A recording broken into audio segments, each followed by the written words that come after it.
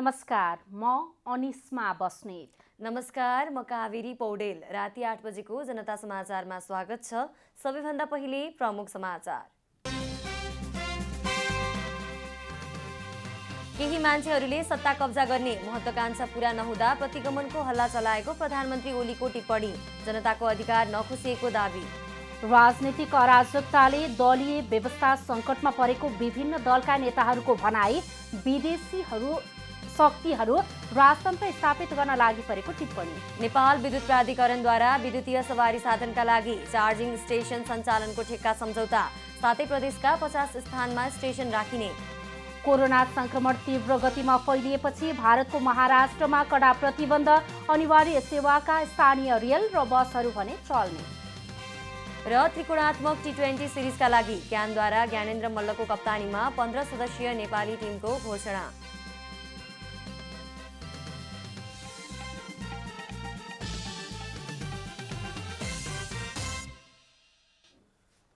अब पूरा समाचार। प्रधानमन्त्री केपी शर्मा ओलीले 2077 सालमा सरकारले उल्लेखनीय उपलब्धि हासिल गर्न सफल भएको बताउनु भएको छ। नयाँ वर्ष 2078 को अवसरमा राष्ट्रको नाममा सम्बोधन गर्दै प्रधानमन्त्री ओलीले जनतालाई आशा जगाउने गरी विकास निर्माणका काम भइरहेको बताउनु भएको हो। प्रधानमन्त्री केपी शर्मा ओलीले कोभिड-19 महामारीसँगै मुलुकमा केही राजनीतिक अस्थिरता देखा परे पनि 2077 साल उपलब्धिको वर्ष रहेको बताउनु भएको छ।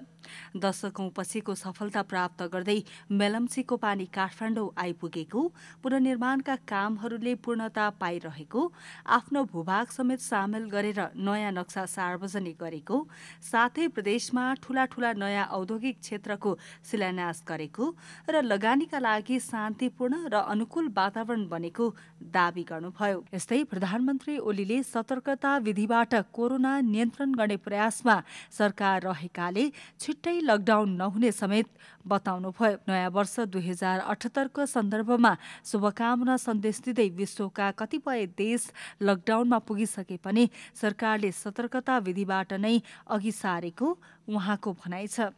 कतिपयले आजै लकडाउन हुन्छ, भरे नै लकडाउन हुन्छ, भोलि नै लकडाउन हुन्छ भन्ने हल्ला चलाएको देखिन्छ। सरकार सकेसम्म लकडाउनमा जान चाहँदैन, तर हामीले एक्का राख्नुपर्दछ। 100बाट सुरु भएको सामाजिक सुरक्षा भत्ता दिनको 100मा पुगेको उल्लेख गर्दै आगामी आर्थिक वर्षदेखि लागू हुने गरी सामाजिक सुरक्षा भत्तामा वृद्धि गर्ने प्रधानमन्त्री केपी शर्मा ओलीले बताउनु भएको छ। यस्तै पृथकतावादी सोचसहित अघि बढेको समूहलाई राष्ट्रिय राजनीतिमा समाहित गराएको र हिंसाको बाटो लिइरहेको समूहलाई शान्तिपूर्ण मूलधारमा फर्काउन सफल भएकाले मुलुकबाट हिंसाको राजनीतिको अन्त्य भएको प्रधानमन्त्रीको दावी छ। हिंसाको बाटो लिइरहेको समूहलाई शान्तिपूर्ण राजनीतिको मूलधारमा फर्काउने सफलता प्राप्त गरेर हामीले अर्को सफलता प्राप्त गर्यौं कि अब देशमा हिंसाको राजनीति छैन, अर्थात् राजनीतिलाई हिंसाको माध्यमबाट आफ्ना उद्देश्य प्राप्त गर्ने तरिका अवलम्बन गर्ने कुनै समूह छैन।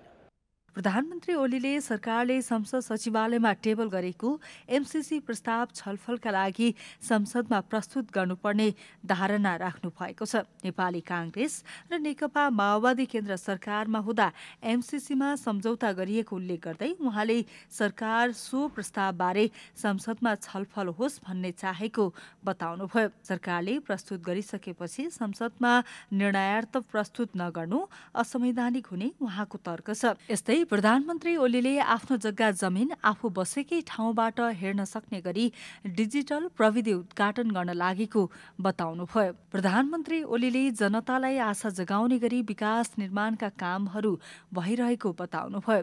सरकारले गरेका कामहरू नदेख्ने समूहले निरन्तर जनता भड्काउने प्रयास भइरहे पनि सरकारका क्रियाकलापप्रति आशा र भरोसा जगाउने कामहरू लगातार भइरहेको दावी गर्नुभयो। उहाँले प्रतिदिन 5.5 किलोमिटर बाटो बन्ने गरेको, प्रति 12वटा आवास गृह निर्माण भइरहेको र अब छिट्टै पूर्व पश्चिम रेल सञ्चालन आउने बताउनुभयो। कमला हमाल, काठमाडौँ। प्रधानमन्त्री केपी शर्मा ओलीले केही मान्छेहरूले आफ्नो सत्ता कब्जा गर्ने महत्त्वाकांक्षा पूरा नहुँदा प्रतिगमनको हल्ला चलाएको बताउनु भएको छ। शनिबार काठमाडौँमा लोकतन्त्रका योद्धालाई सम्मान गर्न आयोजित कार्यक्रमलाई सम्बोधन गर्दै प्रधानमन्त्री ओलीले केही मान्छेहरूले सत्ता कब्जा गर्नका लागि आफू प्रधानमन्त्री हुन नपाएपछि प्रतिगमन भयो भनेर कराउँदै हिँडेको बताउनु भएको हो। संविधान व्यवस्था र जनताको अधिकार, लोकतन्त्रका मूल्य र मान्यता केही पनि नखोसिएको तर आफ्ना इच्छा र आकांक्षा पूरा हुन नसकेपछि प्रतिगमन भयो भनेर हल्ला चलाउने काम गरेको बताउनु भयो। केही मान्छेहरूको महत्त्वाकांक्षा पूरा हुन पाएन। लुटपाट गरेर लुटेरा तरिकाले सरकारमा पुग्न पर्ने त्यो कुरा रोकियो। त्यसो भएपछि प्रतिगमन भयो। आफूले ध्वस्त पार्न खोज्न सकेन भने प्रतिगमन भयो भनेर हल्ला चलाउने। आफ्नो पार्टी तोडफोड गरेर अर्को पार्टीलाई प्रधानमन्त्री भइदिनुहोस् भन्दै हिँड्नेहरूले क्रान्तिका कुरा गर्न नसुहाउने पनि प्रधानमन्त्री ओलीले बताउनु भयो। देशका लागि गरिएको बलिदानको सम्मान, त्यागको सम्मान र अत्यन्त पीडादायक भोगाईको सम्मान गरिएको बताउनु भयो। शहीद परिवार र घाइतेहरूलाई आगामी दिनमा सरकारको तर्फबाट गर्नुपर्ने कामहरू के हुन् सरकारको ध्यानाकर्षण भएको पनि बताउनु भयो। शहीदको बलिदानबाट प्राप्ति भयो, घाइतेका यो त्यागबाट पीडाहरूबाट प्राप्त भयो। तर प्राप्त चाहिँ भयो, प्राप्त कसलाई भयो भन्दा जसले बलिदान दिए तिनका परिवारका लागि प्राप्त नहुने, जसले आफू बलिदान भएर आफू अङ्गभङ्ग भएर छेदविच्छेद भएर तिनका लागि केही पनि प्राप्त नहुने। सरकारले 2062-63 को जनआन्दोलन, माओवादी सशस्त्र युद्ध र मधेस आन्दोलनमा ज्यान गुमाएका शहीद परिवार, घाइते तथा अपाङ्गता भएका र बहिर्गमित पूर्व लडाकुहरूलाई लोकतन्त्रका योद्धाको रूपमा सम्मान गरेको हो। प्रधानमन्त्री केपी शर्मा ओलीले 381 जना परिवारलाई प्रमाणपत्र दिएर सम्मान गर्नुभयो। राजनीतिक अराजकताका कारणले दलीय व्यवस्था समेत सङ्कटमा परेको भन्दै विभिन्न दलका नेताहरूले चिन्ता व्यक्त गरेका छन्। राजतन्त्र बिउत्याउने चलखेल भइरहेको भन्दै नेताहरूले त्यसप्रति खबरदारी समेत गरेका छन्।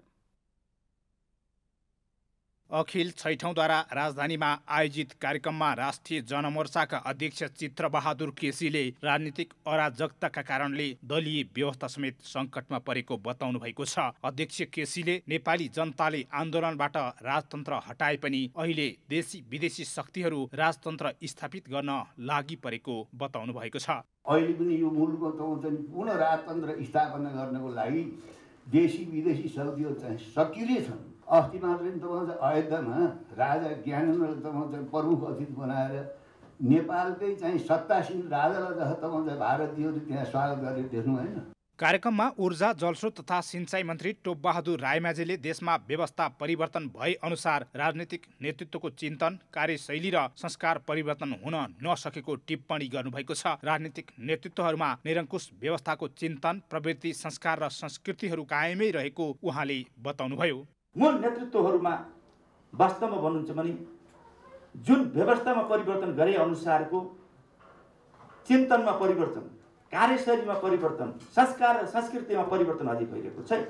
नेपाल कम्युनिस्ट पार्टी माओवादी केन्द्रका नेता देव गुरुङले सामन्तवाद र वैदेशिक उपनिवेशलाई विस्थापन नगरिकन समाजवादी क्रान्ति सम्भव नभएको बताउनु भएको छ। संसद विघटनदेखि अदालतबाट दल विभाजन गर्ने काम बाह्य शक्ति केन्द्रहरूबाट भएको उहाँले बताउनुभयो।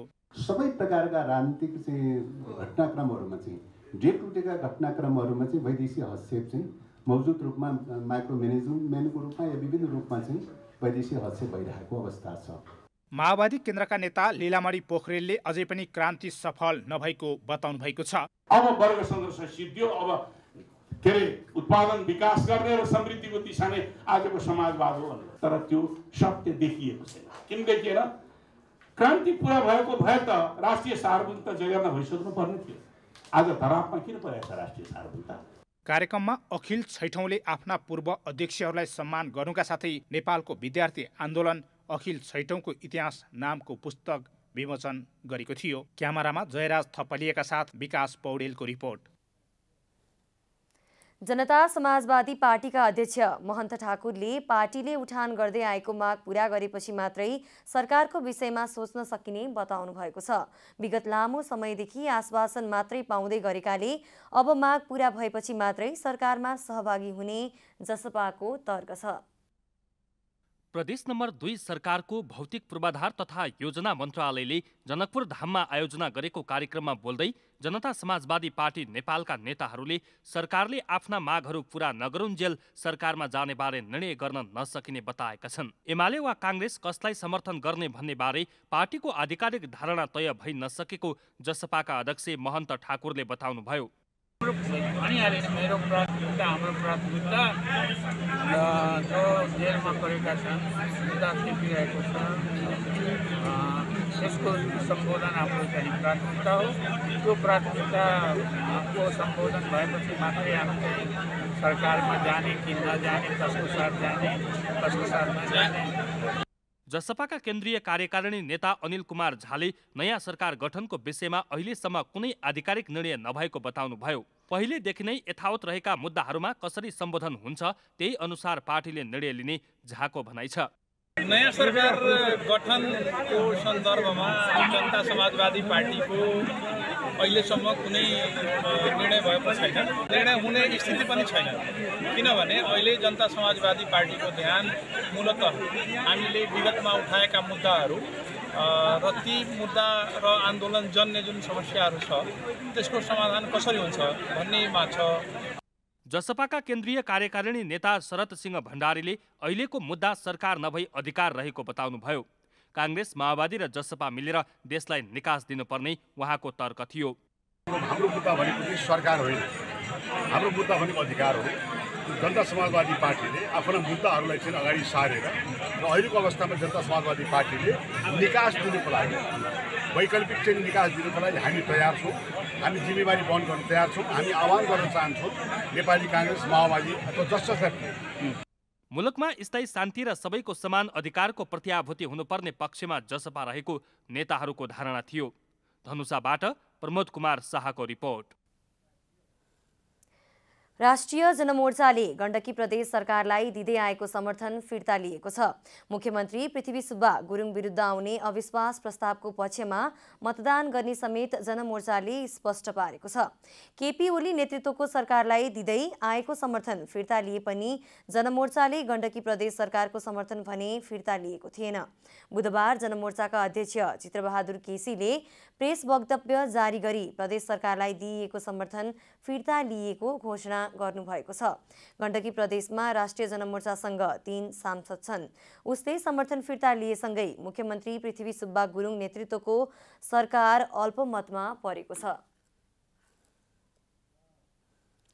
विक्रम सम्वतको नयाँ वर्ष 2078 आजदेखि सुरु भएको छ।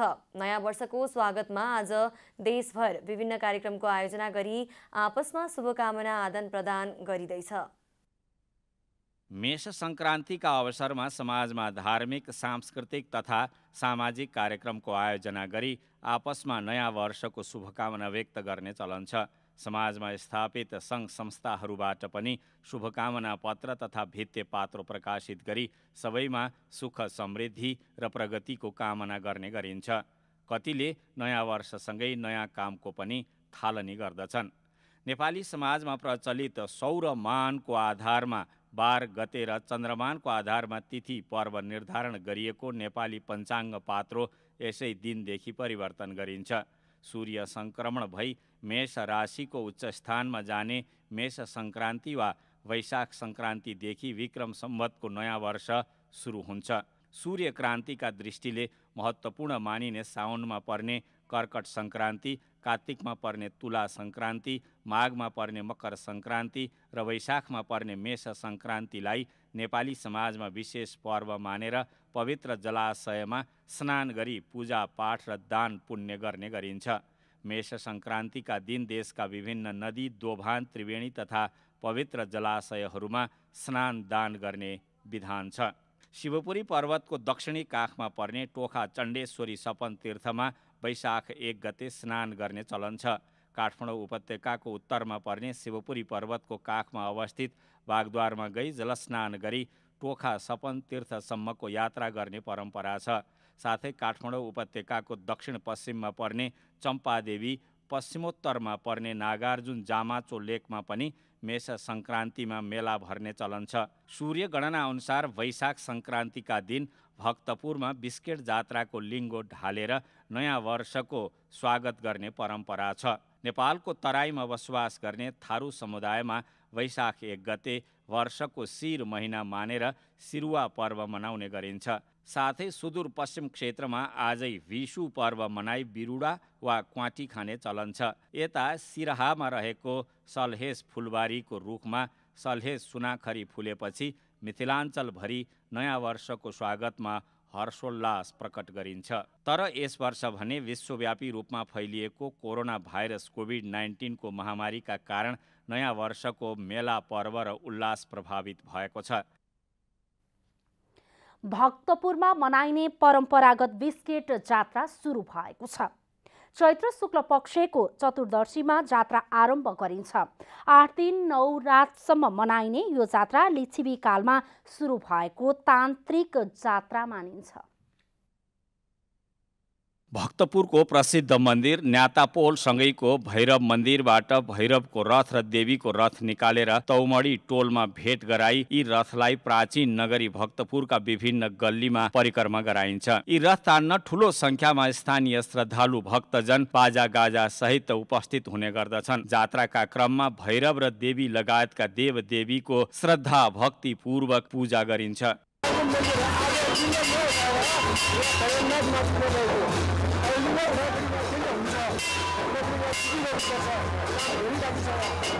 यो चाहिँ भैरव मन्दिर हो हजुर होइन। यो चाहिँ जुको चामल, यो चाहिँ एउटा उडे भिटामा चाहिँ हेर्न नहुने चाहिँ भैरव छ।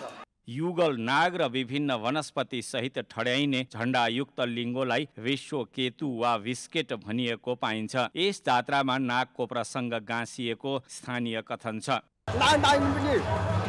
साथी रमाइलो गर्छ, घुम्छ ट्याप्प यो सब मिलान्छ, फेरि घुमिन्छ ट्याप्प मिलिन्छ।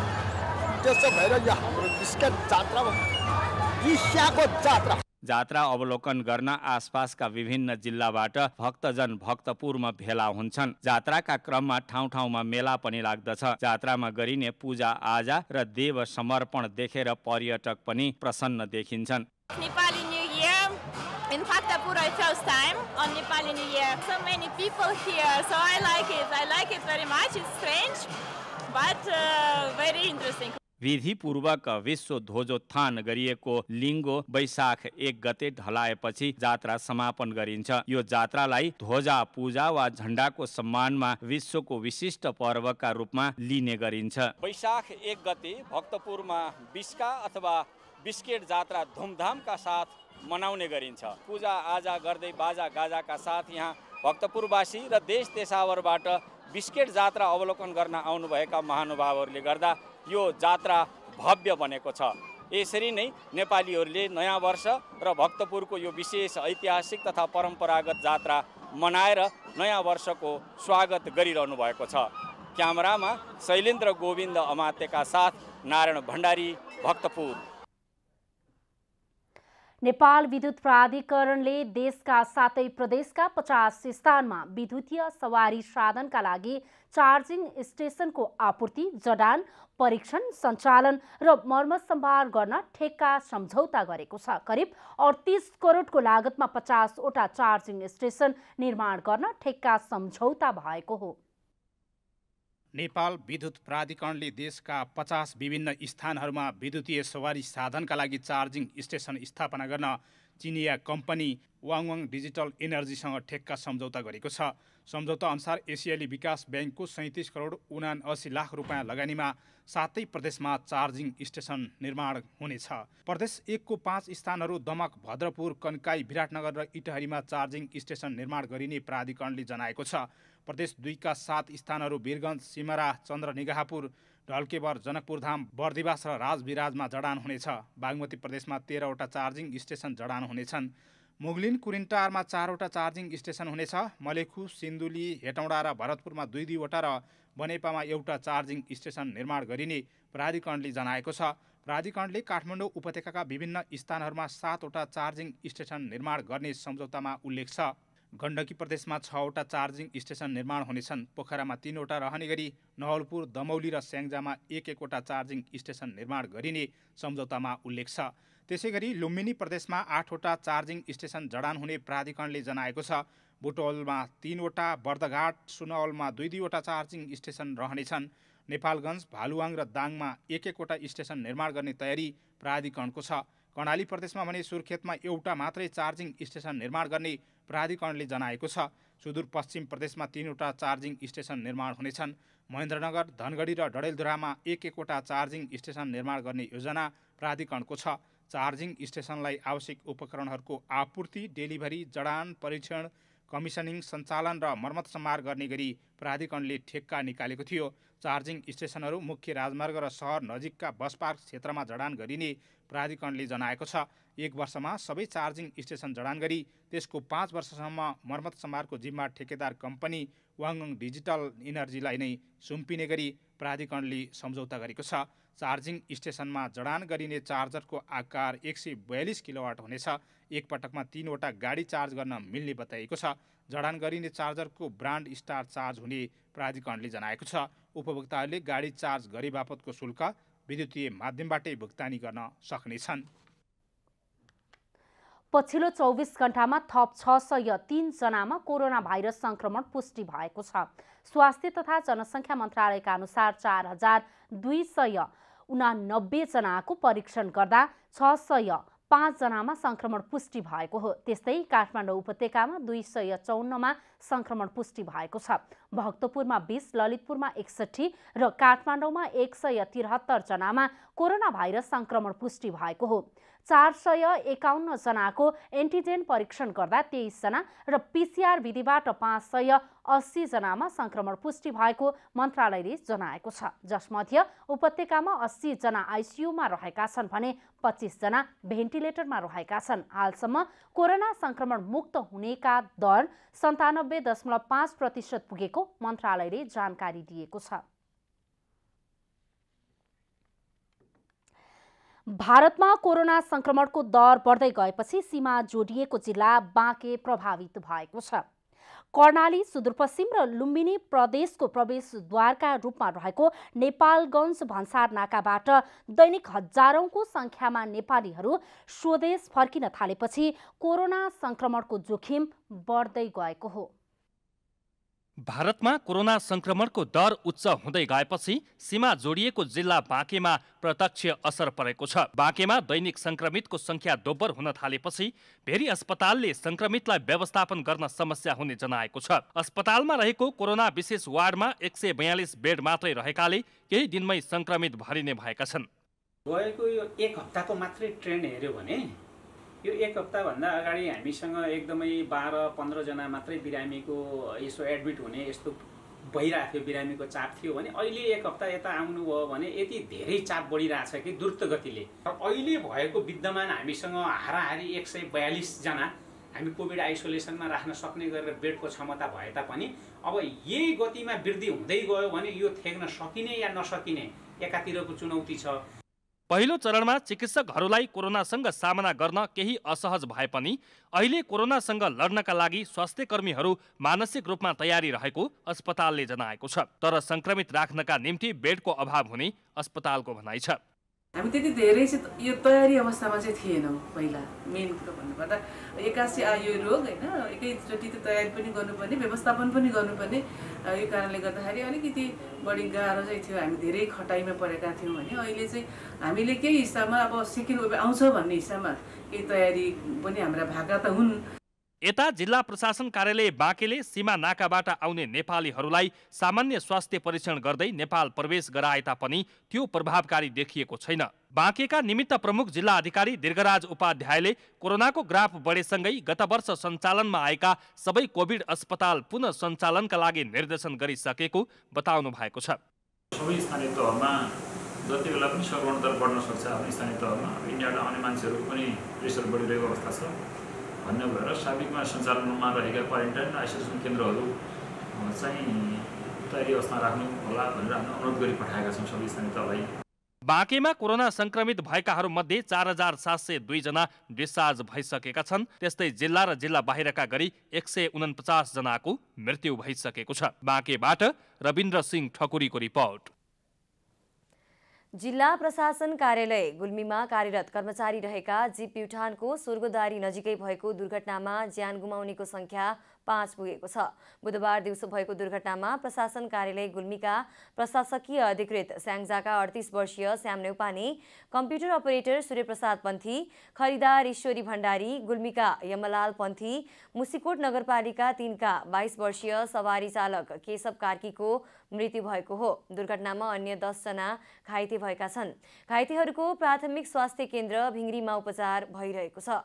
प्राथमिक स्वास्थ्य केन्द्रका अनुसार घाइते मध्ये 4 जनाको अवस्था गम्भीर रहेको छ।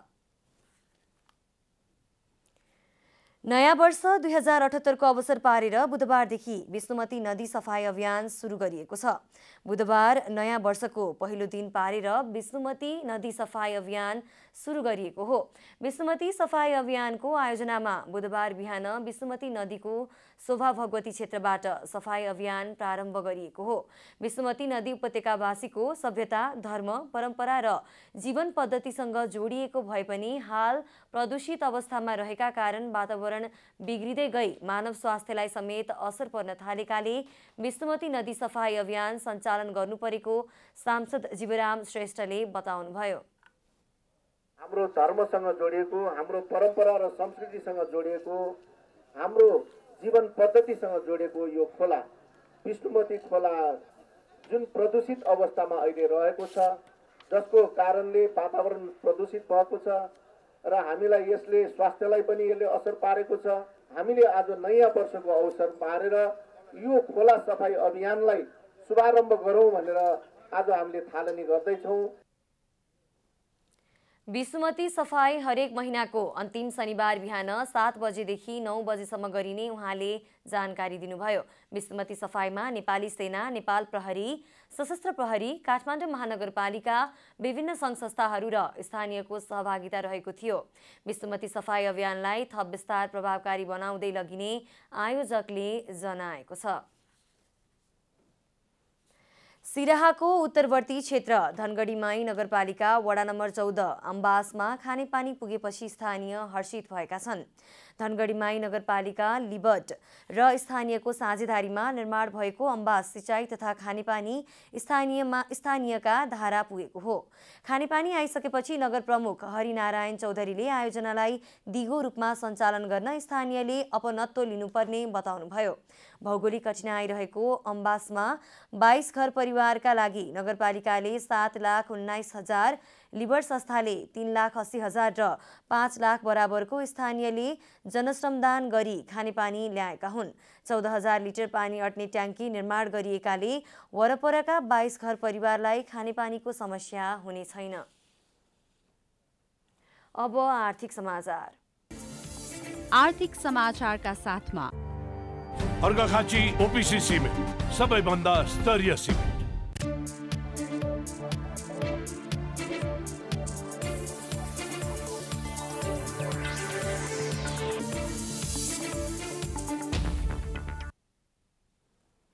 निजी क्षेत्रका 2 छाता संस्था नेपाल उद्योग परिसंघ र नेपाल च्याम्बर अफ कमर्सले कोभिड नियन्त्रणका लागि लकडाउनको विकल्प नखोज्न सरकार समक्ष आग्रह गरेको छ। नेपाल उद्योग परिसंघले नेपाल च्याम्बर अफ कमर्सको नवनिर्वाचित पदाधिकारीलाई स्वागत गर्दै सुरक्षा मापदण्ड अपनाएर उद्योग कल कारखानासँगै अर्थतन्त्र चलायमान गरिरहनुपर्ने जनाएको हो। स्वागत कार्यक्रममा परिसंघका अध्यक्ष सतीश कुमार मोरले विगतमा पनि धेरै क्षेत्रहरूमा नेपालका निजी क्षेत्रका संस्थाहरूले सहकार्य गर्दै आएको र आगामी दिनमा पनि यसको आवश्यकता र महत्त्व झन बढ्दै गएको बताउनुभयो। अध्यक्ष मोरले कोभिडको पहिलो लहरमा नेपालको निजी क्षेत्र एक भई अर्थतन्त्रलाई बचाइराख्न सरकारलाई संयुक्त सुझाव दिएको बताउँदै पहिलेको कोभिडबाट पाठ सिकेर दोस्रो कोभिडको लहरलाई पनि सरकारले तोकेको सुरक्षा मापदण्डलाई पालना गरी उद्योग व्यवसायलाई निरन्तर सञ्चालनमा ल्याउनुपर्ने बताउनुभयो। मोरले निजी क्षेत्रलाई पनि खोप आयात गर्न दिनुपर्ने बताउँदै उद्योगका कामदारलाई आवश्यक खोप खरिदको व्यवस्था गर्न माग गर्नुभयो। च्याम्बर अध्यक्ष राजेन्द्र मल्लले परिसंघसँगको सहकार्यलाई निरन्तरता दिने बताउँदै आगामी दिनमा समेत संयुक्त एजेन्डा बनाएर अगाडि बढ्ने बताउनु भएको छ। अब खेलकुद समाचार।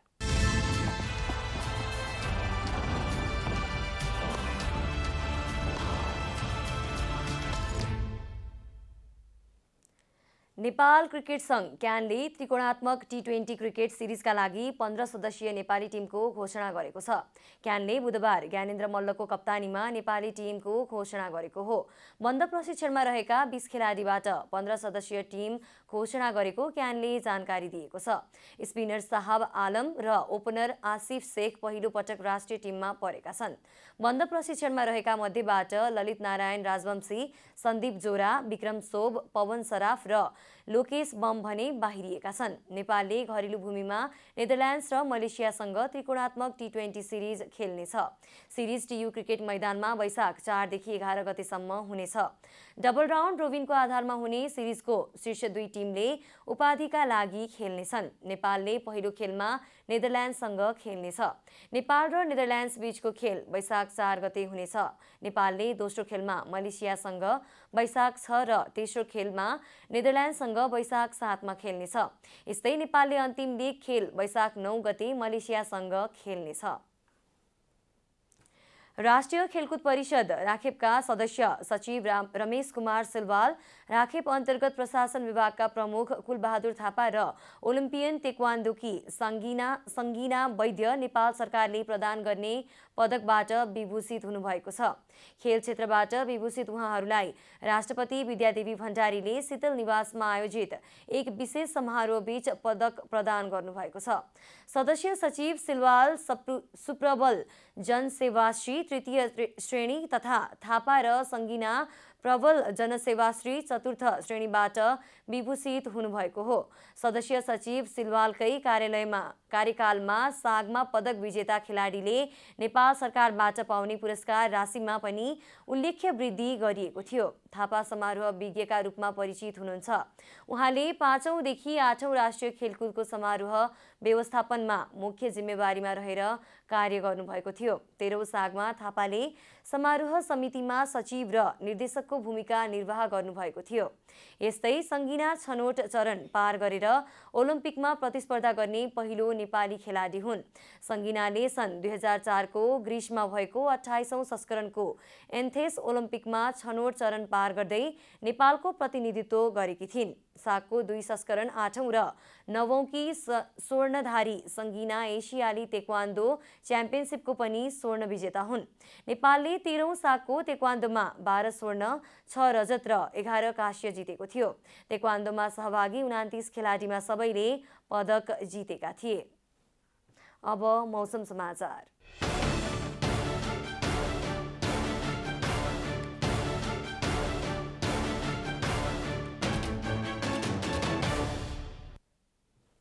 आज राति देशको पहाडी भूभागमा मौसम आंशिकदेखि सामान्य बदली रही बाँकी भूभागमा मौसम आंशिक बदली रहने जल तथा मौसम पूर्वानुमान महाशाखाले जनाएको छ। अब देशभरका विभिन्न स्थानका मौसम सम्बन्धी थप विवरण।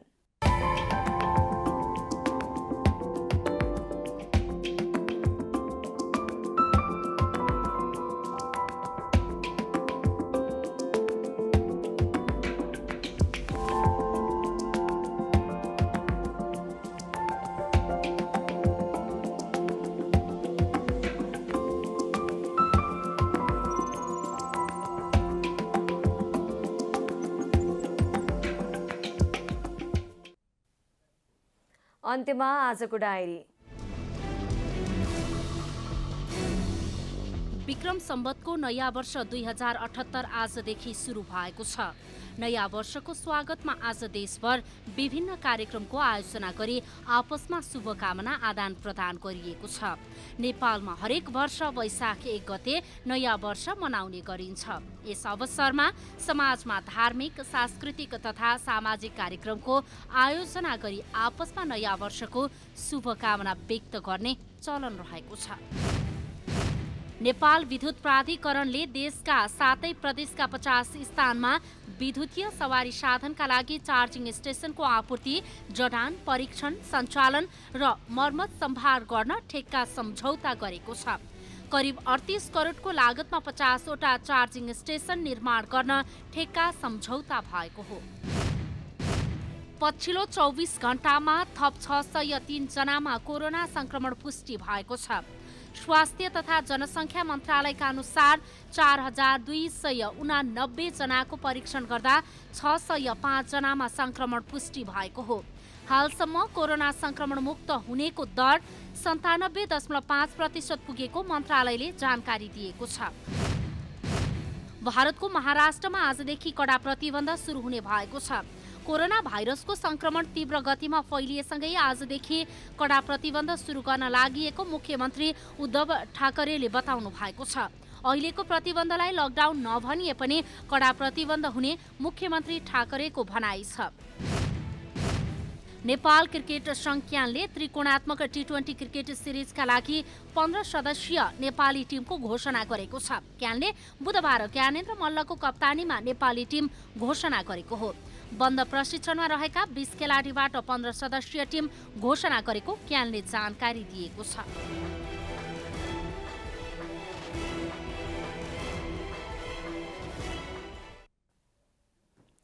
जनता समाचार अहिलेलाई यति नै। जनताद्वारा जनताका लागि प्रसारित जनता टेलिभिजनका कार्यक्रमहरू युट्युब, ट्विटर, फेसबुक र हाम्रो वेबसाइट जनतासमाचार.com मा पनि पढ्न र हेर्न सक्नुहुनेछ। सूचनामा तपाईको सहभागिता, समयमा समाचार हाम्रो प्रतिबद्धता। कोरोना भाइरसको संक्रमणबाट बस्न नियमित रूपमा साबुन पानीले हात धौँ, भिडभाडबाट टाढै रहौँ। नमस्कार।